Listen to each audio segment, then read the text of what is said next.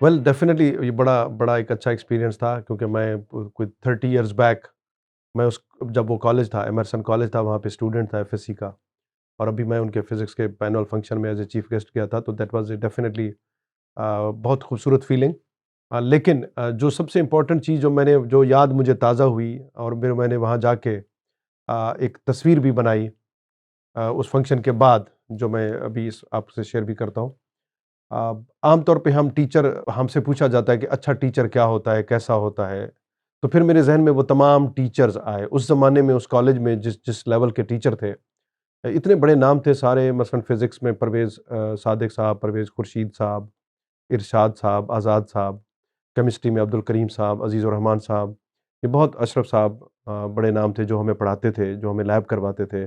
اردو میں اسلم انصاری صاحب ہمیں کلاس میں پڑھاتے تھے، جو بڑے پاکستان کے نامور شاعر ہیں۔ ان کے علاوہ حفیظ الرحمان صاحب بھی تھے، انگلش میں سید خالد ناصر صاحب، منیر جہانگیر صاحب، فرخ درانی صاحب، بہت بڑے نام تھے ہر فیلڈ میں، حمید رضا صدیقی صاحب بھی پڑھاتے تھے۔ لیکن میں نے جو اس کلاس روم کے باہر گیا جہاں میں بیٹھ کے پڑھتا تھا، تو ہمیں ایک سین ہمیں روزانہ دیکھنے کو ملتا تھا، اور وہ آج تمام ٹیچرز کے لیے بھی ایک میسج ہے۔ ہماری جب کلاس پہلی چل رہی ہوتی تھی، تو مثلا 9 سے 10 ایک کلاس ہوتی تھی، تو 10 بجے اگر اگلی کلاس پروفیسر فرخ درانی صاحب کی ہوتی تھی انگلش کی، تو وہ 10 بجنے سے 5-7 منٹ پہلے آ کے کمرے کے دروازے کے باہر، یہ جس جگہ پہ میں آپ کو تصویر دکھا رہا ہوں، جہاں میں کھڑا ہوں، اس جگہ پہ فرخ درانی صاحب کھڑے ہوتے تھے، اور اس جگہ پہ یہاں پہ ان کا رجسٹر، ان کا چاک کا ڈبہ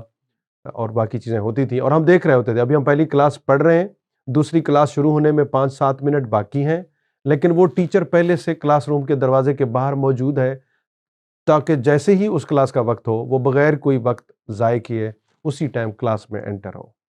تو that was very inspiring, and that is still inspiring, اور ہم بینگ اے ٹیچر، ہم اس لیول کو اللہ کرے پہنچ جائیں کہ ہم اس وقت کے قیمتی ہونے کا احساس کریں۔ تو بیسٹ ٹیچر کی جو مثالیں، ایک مثال یہ، دوسری مثال میں دوں گا، ہمارا جو آبائی گاؤں تھا، وہاں پہ جو government high school بارتھی، 70s 80s میں ہمارے بزرگ وہاں پڑھتے تھے، میں خود تو وہاں نہیں پڑھا، میرے والد صاحب، میرے چچا، وہ لوگ پڑھتے تھے، تو وہاں کے ہیڈ ماسٹر تھے صوفی نظر حسین بزدار صاحب۔ وہ توسہ شریف کے قریب ان کی بستی ہے، وہاں پہ وہ رہتے تھے، تو ویکنڈ پہ جب آتے تھے تو وہ 70s 80s کے زمانے میں پہاڑی علاقہ، وہ اونٹوں سے سفر کر کے رات کو اگلی صبح، جو پہلا ورکنگ ڈے ہوتا تھا، اس زمانے میں غالباً ہفتہ ہوتا تھا کیونکہ جمعے کی چھٹی ہوتی تھی، ہفتے کی صبح وہ پہنچ جاتے تھے اسکول۔ لیکن ہمارے بزرگ بتاتے ہیں کہ کبھی کبھی ایسا ہوتا تھا کہ اگر وہ اسکول کا ٹائم 8 بجے تھا، وہ راستے کی مشکلات کی وجہ سے 8 بجے کی بجائے 8:30 یا 9 بجے پہنچتے، تو پھر اس دن رجسٹر حاضری پہ اپنی ابسنٹ لگاتے تھے۔